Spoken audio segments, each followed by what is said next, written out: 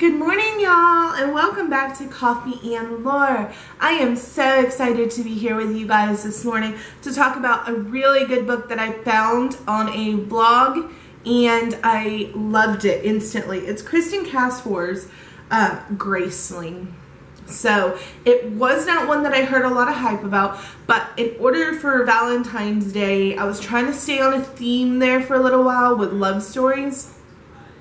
I Googled favorite love story novel, and this lady's vlog came up, and she had a really good list that had a lot of like similar books to one that if I were to make a list of favorite love stories. So I was like, okay, I trust her opinion.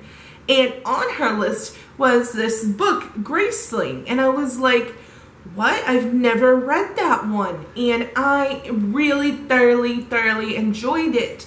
So if you liked the Red Queen series, you will like this series. I got a very similar vibe from it.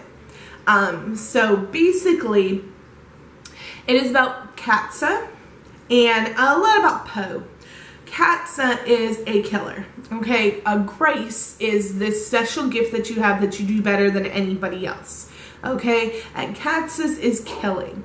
And her uncle, the king, uses her as like a weapon. She's been completely weaponized and has really no like girlish feelings anymore. She doesn't have a family. And so all she knows is being used as this weapon by her king. Well, there's 7 kingdoms in this novel.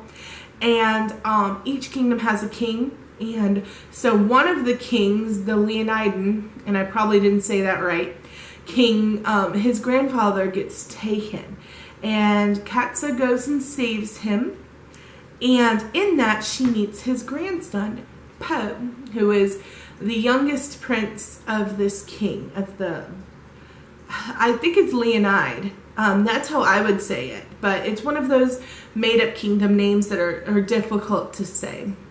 But if you read the book, you'll kind of say the names of the kingdoms yourself in your head, and then when you try to say it out loud, you're like, I don't know if that was quite right. It's like Hermione from Harry Potter. I said her name completely different until the movies came out, and then they introduced her as Hermione, and I was like, that is not how I've been saying that name forever.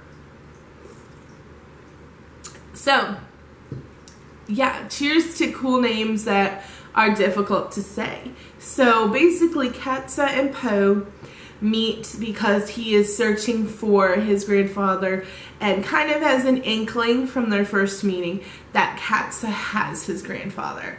And through that, they go through this beautiful story. They fall in love. They try to figure out, like, Katsa kind of comes into her own and isn't just being used as a weapon by the king anymore. I don't want to spoil the book, but it was really good. I enjoyed it. It is what I would call light fantasy, and that there is enough storyline that it keeps you interested.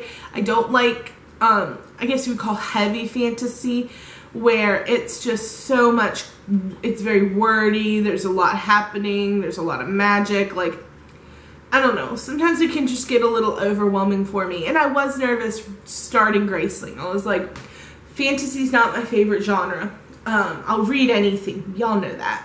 But I have been burned by getting stuck in fantasy novels before, where it was just like, ugh, I cannot even finish this. And so I was nervous starting Graceling, but Graceling flows so well. I think because it's young adult, I can do young adult fantasy for some reason. The flow of the way that it's written, I enjoy it. But I really enjoyed Graceling, and it was not one that I had heard of. It's a beautiful story. It's just really well done. Like I said, if you like the Red Queen series, read Graceling. It is very much along the same vibe and the same feel to it. So happy Wednesday morning. I totally gave you the review before I even wished you a happy Wednesday morning. My whole week has been kind of thrown off a little bit by the terrible rain that we've been getting here, and everybody's cooped up in the house, the dogs, the kid. It's just been a lot. So I hope you guys have a wonderful, wonderful rest of your week. Sorry this is a short video, but go read Graceling if you haven't.